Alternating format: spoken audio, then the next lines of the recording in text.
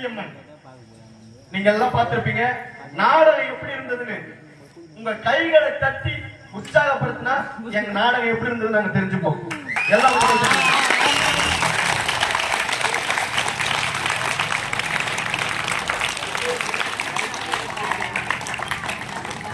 அக்கா உங்களுக்கு நாடகம் நல்லா இருந்தா சொல்லுங்க. சந்தோஷம். உங்களுக்கு எல்லாம் நாடகம் நல்லா இருந்தா?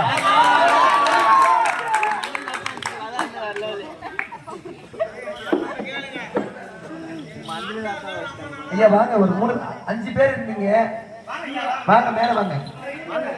இது வந்து எதுக்கு கேக்குறா, இந்த வீடியோவை எங்க ஏஜென்ட் பாப்பாங்க, நாம அனுப்புற ஊர்ல போய் அவங்க சிறப்பா நாடகம் நடத்துறாங்க அப்படின்னு. இதனால எங்களுக்கு நிறைய நாடகங்கள் வரும். அந்த ஒரு காரணத்துக்காக தான் ஒரு மெத்தரை, மற்றபடி எங்களை பெருமிதிக்கப்படுறதுக்காக கூப்பிடல. ஐயா அரியது ஒரு வாய்ப்பு கொடுத்தீங்க, அமைதியா இருந்து பார்த்தீங்க.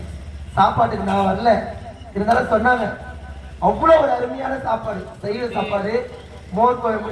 நான் சாப்பிடவே கூடாது, என் உடல் சரியில்லாத சாப்பிடக்கூடாது. இருந்தாலும் நானா விரும்பி கேட்டேன், ஐயா அந்த மோர் இருக்குதான்னு கேட்டேன். அந்த அளவுக்கு ஒரு அன்பான உபசரிப்பு. அது சொல்றதுக்கு போதுன்றது வயிற்றுக்கு ஒரு சாப்பாடு மட்டும்தான்.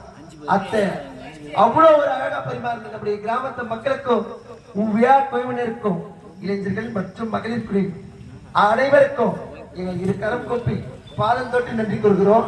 அது மட்டும் இல்லை, இன்று இரவு நாங்கள் நடத்திய நாடகம் எப்படி இருந்தது?